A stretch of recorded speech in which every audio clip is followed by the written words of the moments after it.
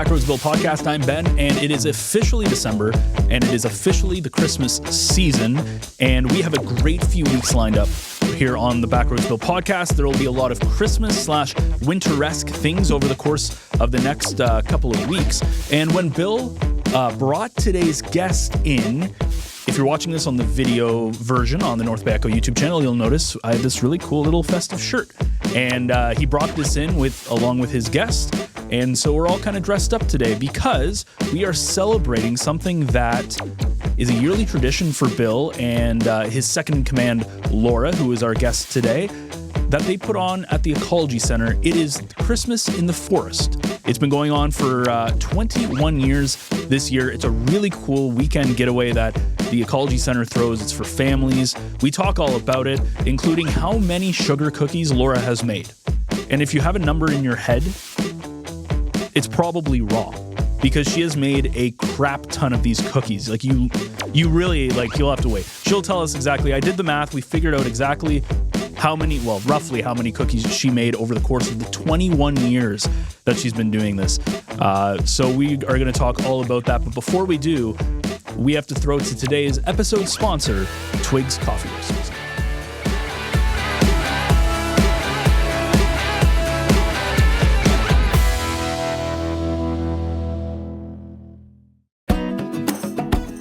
North Bay Echo is proud to partner with Twigs Coffee Roasters, a part of the community since 1995. Twigs offers a wide selection of quality beans, fresh roasted in-house every day.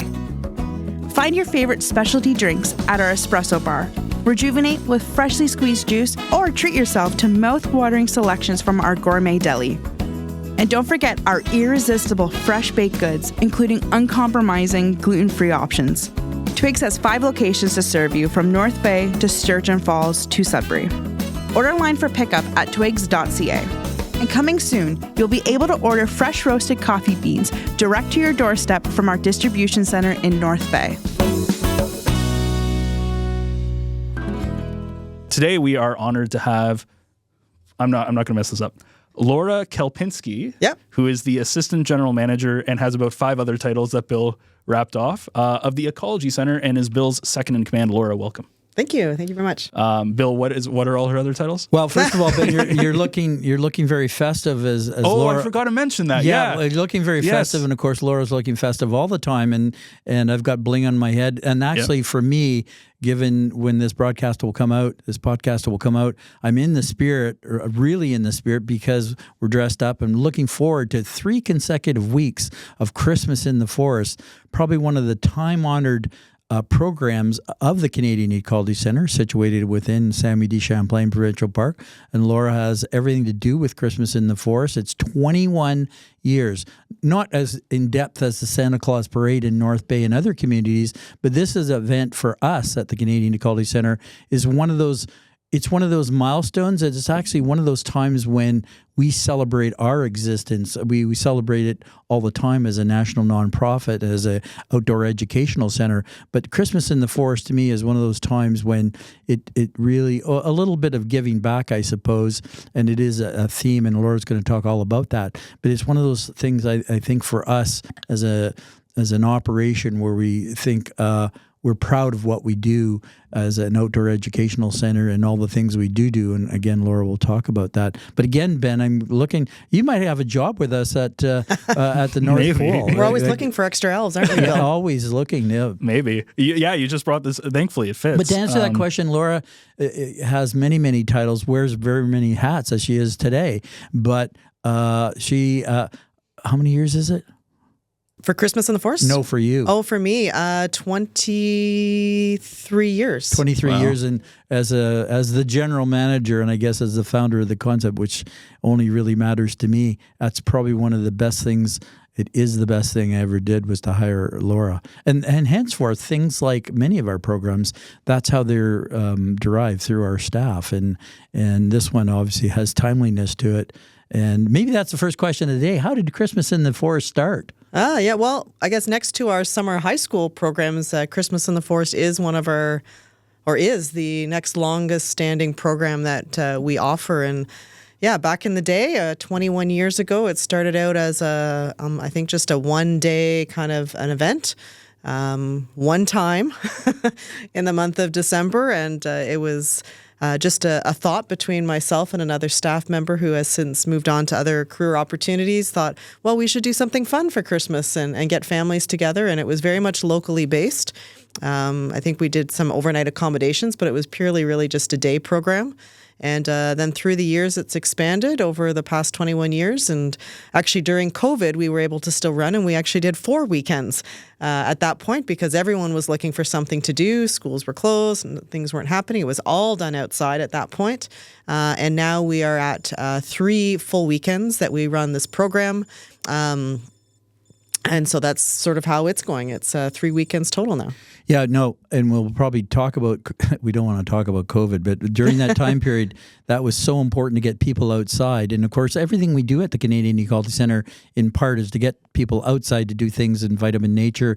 And it is, like how Laura introduced it, it is a family event where, I mean, we deal with schools and colleges and universities and businesses and organizations that have many Indigenous organizations that have mandates to do what they want to do in the park at the Canadian Ecology Centre. But I think this whole aspect of the family, and Laura, maybe just talk about that family-oriented, because everything to do with it, and maybe this is a good like this year, and over the years, Ben, and for the viewers and the listeners, there's been so many different programs come about. And this year, speaking of surprises, don't even know what that's going to be, but we've got a special kind of new theme this year because of someone who has arrived. But Laura's going to talk about the various programs that the families undertake. Wait, was that something or something we talked about before? Yes, indeed. Oh, okay. You have to come and see it. Yeah. I do have to make my way over there. Yeah, and see I it. think you should come out for Christmas in the Forest and for a cup of hot chocolate during the day and bring a friend or friends, etc., and just stop by and see, wow, this is like amazing. Yeah, well, so Bill, I think, it's always been geared towards families and not just about educating kids to come out, but families to come out and see what it's like to be in the forest with a winter theme, obviously a Christmas theme. So we have all the traditional things like cookie decorating and crafts and lots of outdoor games and activities, of course. The big man himself shows up. Santa always makes an appearance. Ho, ho, ho. There might be another there's another big man there too. Yeah. Yeah. We've got campfires and s'mores and all kinds of activities. And one of the plus, I think, or that the challenge we have as a staff every year, which is really fun, is that we try and have almost a different theme every single year. So this is our 21st year. So it's always, you think we would stop having new ideas, but there's always fun new ideas to come up. And so we have some different themes. This one is a special one based on a special new feature that's at the Ecology Centre this year. But yeah, Christmas in the Forest, I think is wonderful because it's an opportunity for families to connect with one another. Using nature as sort of the venue for that. And a lot of families are using it to connect with other friends and families, and they make it sort of an annual tradition now. So we're finding that families that are coming are often coming with 2, 3, 4, 5 other families, and it becomes sort of their family or friend gathering, and it's a way they get all their food covered, their accommodations, the kids are entertained, the parents are entertained, everyone's having a great time, and then it's a nice way we decorate the cabins now and encourage that as well. So the festive spirit is in full swing at the Canadian Ecology Centre during Christmas in the Forest. Yeah, the families that to come along decorate, as Laura said, they decorate the outside of the cabin, so it's like a mini little Santa village. And when there is snow, and Ben, of course, we've talked about my winter prediction on another previous podcast, and we are going to talk about the cat's out of the bag. It is Sasquatch Sam, and that's a previous. We talked about Gerald Gunkel and the sculptor of the sculpture, and I think that was really important. But Laura's going to talk about that theme in a moment. But yeah, and Laura, we probably too many references, but families stay for X number of years, and actually they come back. And someone said to me, has anyone, 21 years, has anyone now come, not quite, probably in your tenure will happen, that some children will come back with their families, and it's just about to happen. But probably anytime soon. I'm going to run across we do run into families that's, or I've run into students, I should call students now because they're probably university students or older, that said, "Oh, I went to Christmas in the forest when I was 3 or 4 or 5." I have yet to see anyone come back with their own kids, but I guess that's just a matter of a few years from now. We do have some long-standing participants and families. Actually, we have one family that's volunteering for one of our Christmas in the Forest, who have been coming since their daughter was 3 years old, and now they're coming as a almost grade 11, 12 student coming to volunteer. And so they're still coming, as young adults or older children, however you want to say it, are still participating because it's still good memories, still good funds. It's just a great way to bring in that Christmas spirit. Well, that person will be a target then, because more than likely, sooner or later, they will have a family perhaps and come back, and that's a wonderful thing. When those multi-generational things happen, and again, it is to this time of the year where people are probably more joyful than any other times of the year, perhaps. But the families there, for some of them, it's their Christmas too. It is, yeah. It's because the big fellow is there, and Santa Claus. I'm not going to talk too much about Santa Claus because Santa Claus is authentic, and the authentic Santa Claus is there. Sitting in an appropriate spot in a chair with trees. And Santa comes out and interacts, and he walks to the campfire and gets a chance to meet everyone and wander around. I mean, it's nice to, even Santa's had crafts and supper with the kids has dinner with all the patrons and things like that. And for me, it's interesting to look at. And in the first time, sometimes younger children, toddlers see Santa. There's some anxiousness there, and I know you weren't like that, Ben, at all. But that then, of course, when Santa blends in with the Christmas decor, so to speak, that they'll come up and act. Someone that may have been very reticent and afraid, all of a sudden during dinner time will come up and tap Santa on his leg or something like that. So it's kind of an interesting behavioral thing as well with Christmas in the Forest. So yeah, that's the family aspect, and the families donate food for the local food bank in Mattawa and those kinds of things. So it's important. But Laura, I remember the first time actually. Tell us about the Candy Cane Walk. Yeah, I think it's a big hit. Everyone who returns is always, I wonder what the Candy Cane Trail will be like this year. And so we always set up a trail within the park, opportunity for them to walk through. There's always riddles and little treats for them to enjoy, and it's always a good fun and a new theme every year. Yeah, no, and Ben, so many things to do outside, and the fires. It's not the everlasting flame, but we have the fires on 2 or 3 days, and people, it's that we talk about this all the time. And sometime on another podcast, there must be someone out there that's written books or done research about campfires. But of course, everyone congregates around the campfire, whether Santa's there or not. But it's that magical time when you're, doing marshmallows and s'mores and the like, and so it adds to the ambiance. Now this year, we're actually at this time when we're recording this, there's snow. There's a weather advisory for snow on the way, and usually there's snow on the ground, and because there is places to toboggan and play in the snow, but we have almost had years because of climate change where I remember kids are at this time of the year at the beginning of December running around in t-shirts. It was so. One day they were running around. It was so warm that we were shocked. Every Christmas in the forest is different, and every weekend, right? We've had some where we've had 30 centimeters of snow. I actually remember the one year we were expecting 90 centimeters of snow that one weekend, and some guests actually couldn't make it because they got stuck in Huntsville or Bracebridge or wherever that was. And some years where it's been 15 degrees. So, you never know what you're going to get, but that doesn't seem to hinder, I don't think, the Christmas spirit with the families and the kids. Everyone is super excited to get thinking about the holiday season and what that entails for them. Today, our maintenance staff at the Canadian Ecology Centre were putting the shovels out and taking away the brooms, so that I guess winter is on its way. And there are remembrances too when the plows had to be called in to plow the park road. It's it's more than 2 kilometers down to the Canadian Ecology Centre near the Mattawa River. So anyway, yeah, the setting, of course, the park setting is really, you couldn't ask for anything better as far as staging Christmas in the forest. But Ben, I know you have some questions. Oh, I have a lot of questions. Okay.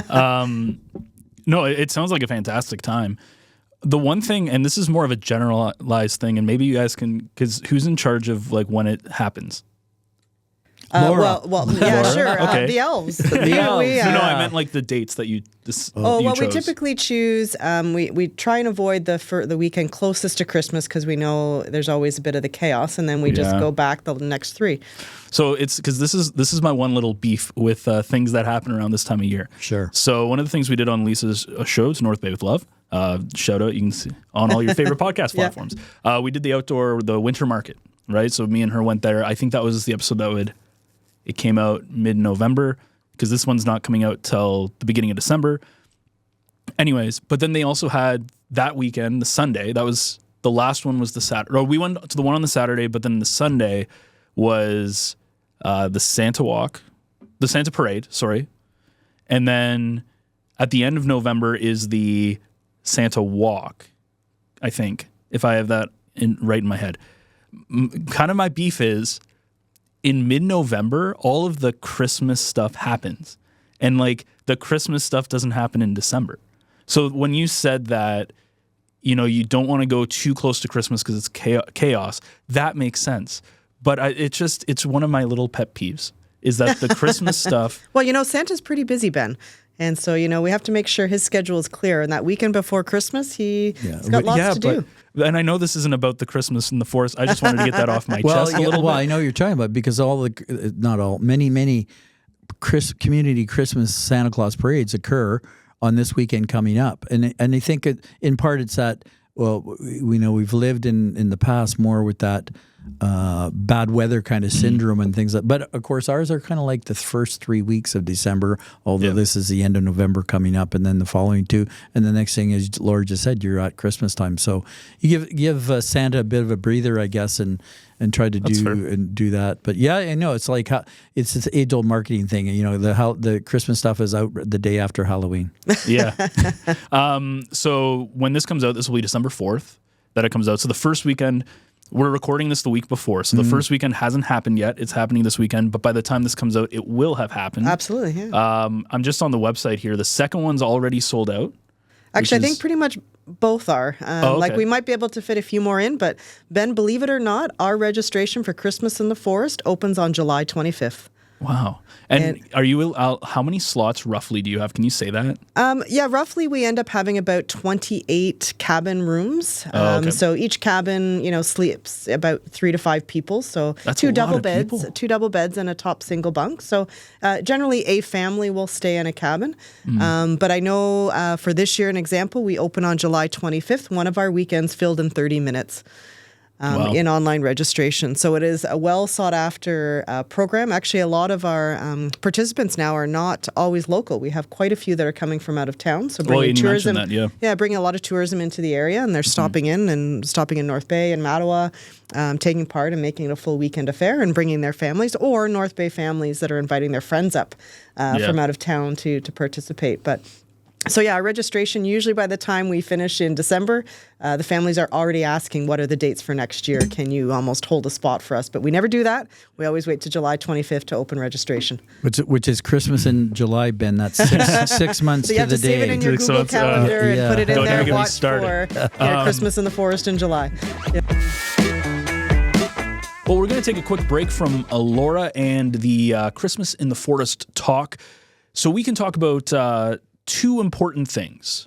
First is Bill and I ask whether you are a first-time listener or a long-time viewer to show us a little love by leaving a rating, a like, subscribing, leaving a comment, whatever platform you're on, whatever it allows you to do, whether it's a review or, again, a comment or a like or a rating. Again, it helps us out, even on social media, subscribing to the North Bay Echo YouTube channel, subscribing to the North Bay Echo social media, Instagram, Facebook, TikTok, etc. It really, again, it helps us out with the engagement. It helps us out with what we're doing, not just on this podcast, but on the network as a whole. And we just want to make sure that we get this podcast out to as many people as possible because, yes, this is a labor of love from myself and Bill, but it wouldn't be possible to do this podcast without the help of you guys and listening and sharing around and all of that stuff. And we also couldn't do it without our fantastic sponsors that we have on the network, including one of today's sponsors, which is the Laframboise team at Realty Executive Local Group Inc. Brokerage. Natasha and her team of sales representatives, including Matt Laframboise, Phil Sagan, and Adam Legros, they do an amazing job finding you your perfect home. And a big thing with them is it's not just one person. You're getting an entire team of people. They do an absolutely fantastic job. We've worked with them before. They've been a fantastic sponsor of the Echo Network and what we are doing. And they've been doing this stuff for over 17 years. So they are absolutely fantastic and worth checking out if you are in the place for a home, if you're in the market for a new home. They have, again, been big supporters of not just the Backroads Build podcast, but the Echo Network, and they allow us to do what we're doing, and they allow us to continue to give content that hopefully you guys enjoy. So again, big thank you for sponsoring today's episode. If you want to learn more about what Natasha and her team are doing, you can visit their website at laframboisteam.ca.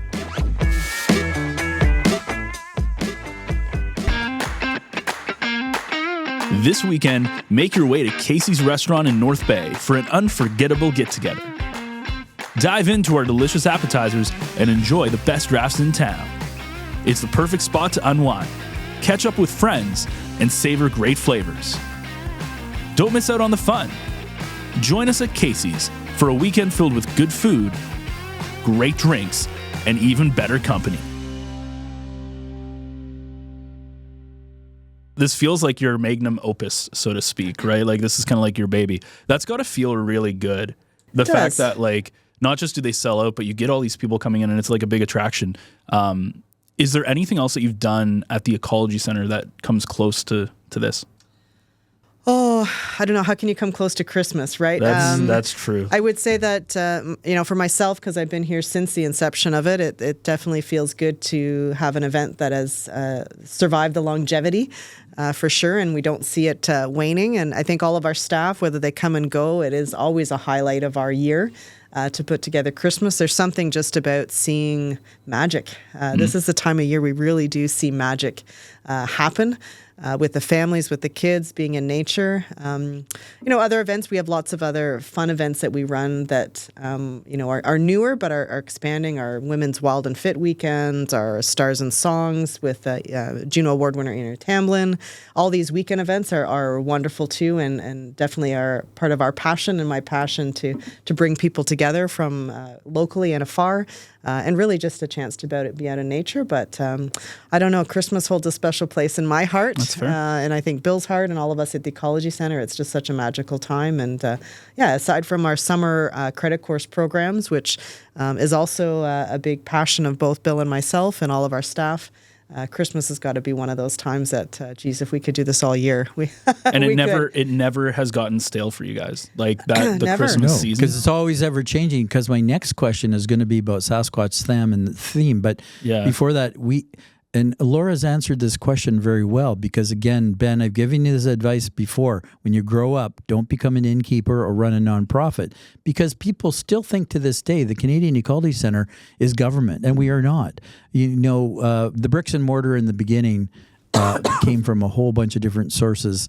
Ontario Heritage Fund, FedNor, private sector, Tembec at the time.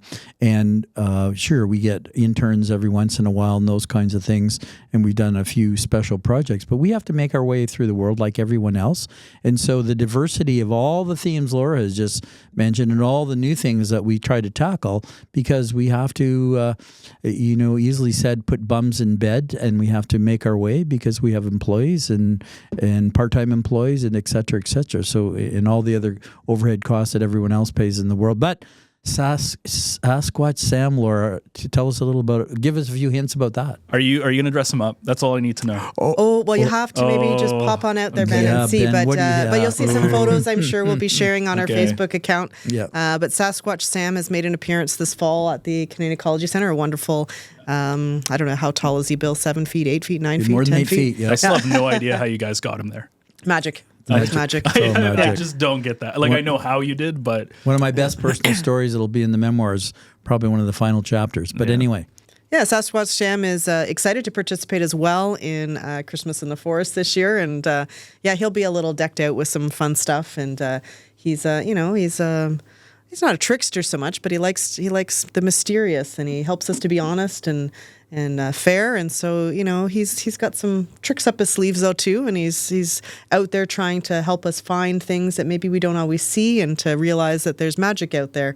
And so he's participating in some of our treasure hunts this year for Christmas in the forest. So Sasquatch Sam, as we've had again Gerald Gunkel on, the sculptor, that again, it's not about the social media of Yeti and Bigfoot and Sasquatch San and Sabe. It's about Sasquatch live in their habitat in special places where all animals live and thrive. And so that's what we'd like to, one of the messages about Sasquatch Sam is about the importance of places, green spaces and parks and the like, conservation areas and conservation reserves, and all the places in urban and rural places where people seek out for peace and quiet. We used to call it peace and quiet. Now we call it solitude. And now we've gone into meditation and vitamin N and forest bathing and all those kinds of things. But it's all about being with nature. And so Sasquatch Sam, I think, is a really important addition to talk about the importance of nature. Maybe we'll even make Sasquatch cookies this year. So every year there's cookie decorating.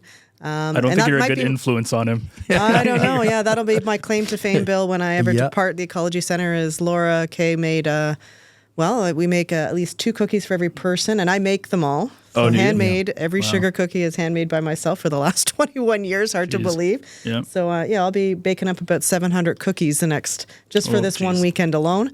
And maybe there'll be a special cookie for you, Bill. Oh, I hope so. I'm looking forward to that, ho, ho, ho. But I'm also thinking, and also in many years and other aspects of this, people in the community donate things for the betterment of all. And again, other families bring to put things into the food bank. So it's a reciprocal kind of approach.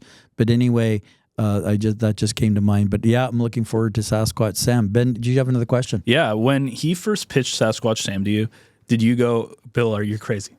Oh, I don't say Bill's ever crazy. I just said, oh, okay. That's it. Okay. What is the strangest thing from a business standpoint that Bill has pitched to you?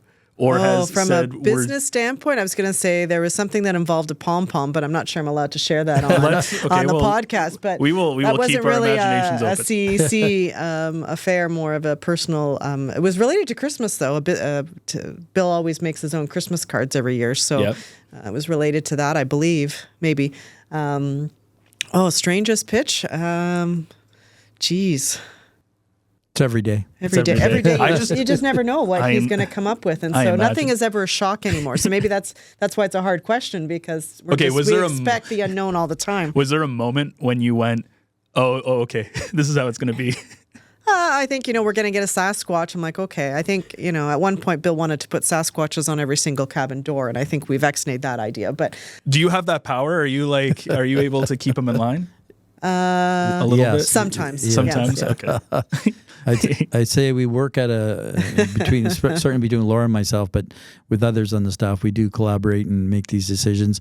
And again, as a nonprofit, sometimes it just boils down to money and what you can and you can't do it. And we're fortunate too that we have the Canadian Ecology Centre Educational Foundation, and again, people can always donate at Canadian Ecology.ca on the website. But those are other things. And so for me, I've been fortunate that we've been able to be very creative because of the Canadian Ecology Centre of what we do and being in the park. So these ideas that flow with nature and for the betterment of all, because everything we do is about either younger people or people in general. So it's not that we work in isolation and talking about things that are abstract. We take that and put them into practice. And so Sasquatch Sam, so what we're talking about today, you mean all this theme with regards to Christmas? Well, that's a natural progression of the Sasquatch Sam's appearance and livelihood and length of stay at the Canadian Ecology Centre.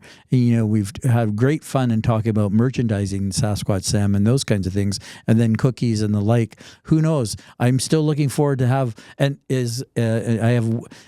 can tell you this, I could swear to this, is I have in my email box as we speak, people from, there's the Eastern Sasquatch Organization. They're having a conference, and we hope that Sunday they'll have the conference here at the Canadian Ecology Centre. And then, of course, they want to know about Sasquatch. But anyway, we know how important Bigfoot, Yeti, Sasquatch, Sabi is to people, and that whole aspect of that whole figurine that we have in society. Yeah, and one of the things you said that was kind of crazy was the sugar cookie thing. Oh, yeah. So you hand make, what else? And that's literally hundreds, if not thousands of cookies, because... Well, it'll take 21 years and that, Yeah. 1 weekend alone, I'll probably bake 600 cookies for each weekend. So it's 1,800 roughly. Give or take 2, yeah. And we have an industrial oven, so to speak, but it takes time. Takes time. And that's part, we don't clock our hours. We don't start our day and finish our day. Our days are what we want them to be and have them be. So, we just sometimes, and that's the whole aspect of when you work in non-government sort of situations or non-regulated manufacturing things, we do our work and beyond, because that's our how whole we staff survive. team gets involved in setting it up. So it's quite festive for everyone. So, we have our housekeeping and cleaning crew. They actually love to help decorate, and they'll be helping stuffing bags full of snowman poop and elf poop, because you can always eat lots of this fun stuff in the forest. Of course, they're not actually poop, but fun little treats. But our whole staff team really enjoys getting involved in this and awesome. setting it up. So I did the math. Yeah. So 21 years times 18. Do you guys want to take a guess at how many cookies you roughly would have made at that pace? Oh, if it was all the same, geez, Louise, I'll do prices. Oh, wow. Right. Well, we'll just see who gets closer. Yeah. Oh, well, I would say, I'll round off 20, what is that, 4,000? 2,500 cookies. Oh, no, way more than that. No. Sorry. That's like 1 year. Yeah. No, that's 20 times 200 is... So I should say I roughly do maybe 200,000. Okay. That's a lot of cookies. No, okay, 20,000. Okay. Again, 1,800 cookies times 21 years. Oh, okay, there you go. Okay, so you said 20,000, Laura. 25.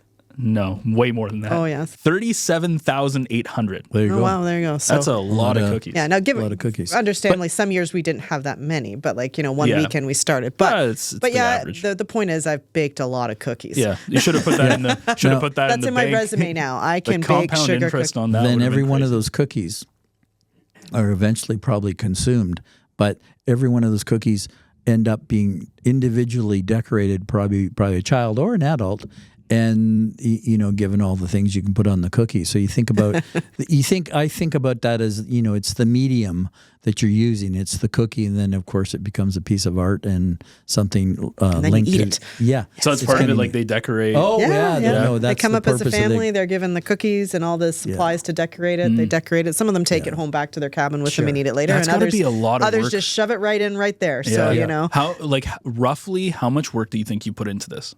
Oh, our Christmas event?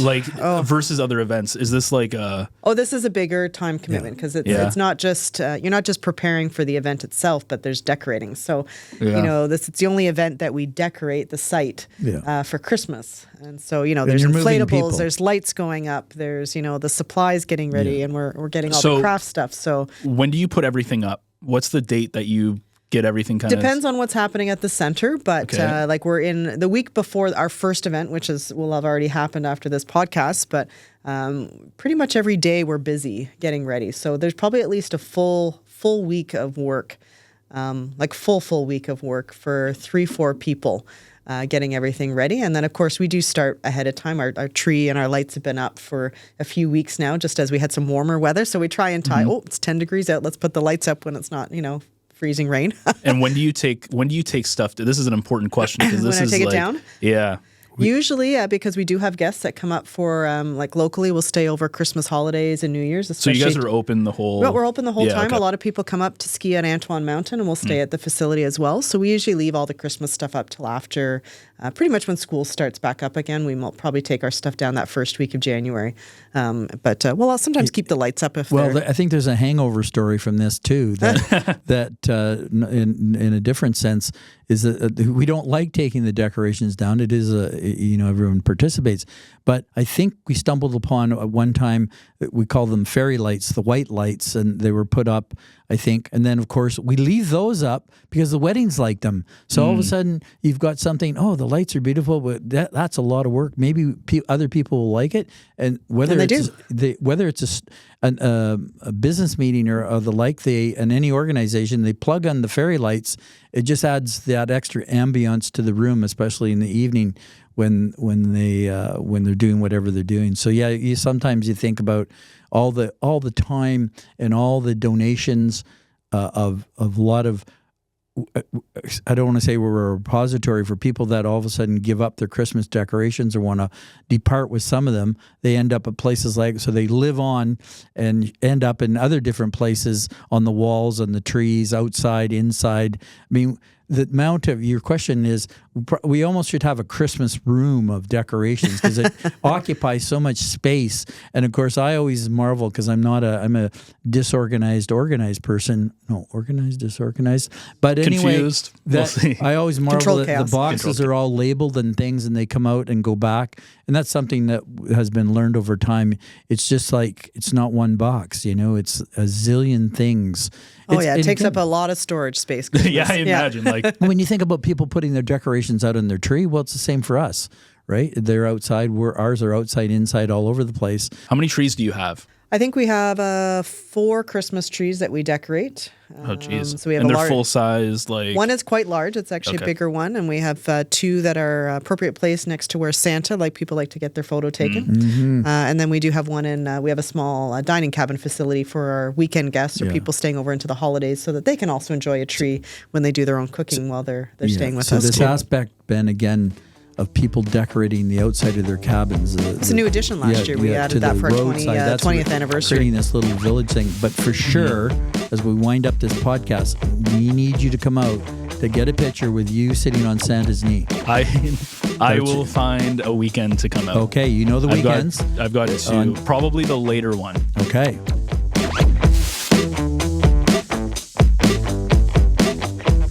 Well, big thank you to Laura for jumping on with Bill and I, and hopefully your hands aren't too sore after making all those cookies, because, man, that's a lot of cookies over the years. But Christmas in the Forest, worth checking out. You can go to the Ecology Centre website to find out more information. There's still at least 1 week that I don't believe it's sold out yet. I checked yesterday, the 3rd of December, and it wasn't sold out yet. So if you are interested, make sure to check out their website, get in contact with the Ecology Centre. That should actually be, I believe it's the weekend of December 13th through 15th. So if you are interested, make sure you reach out soon because those things are going to sell out fast. I know talking with Laura as she left, she was mentioning that even though it's not sold out, it's getting pretty full. So again, if you're interested, make sure to check out the Canadian Ecology Centre website.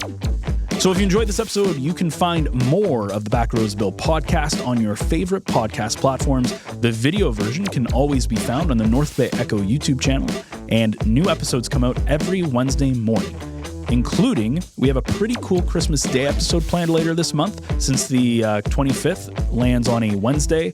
So make sure you stay tuned for that. This podcast does not stop for anything. We make sure, Bill's on me to make sure that this podcast, it's every single Wednesday morning that you can, again, find it either on your favorite podcast platforms or on NorthBayEcho.ca. You can also check out over at NorthBayEcho.ca all the other great local North Bay podcasts that we offer, and check out our Echo Essentials newsletter. We actually have a new format. It's launched today. It's easier to read, faster to get through, and it even got a nice visual upgrade. So you can find that, again, on the North Bay Echo website to subscribe to the Echo Essential newsletter. It is free, so you don't even have to worry about it. So that wraps up things here for us. Join us again next week for another Backroads adventure.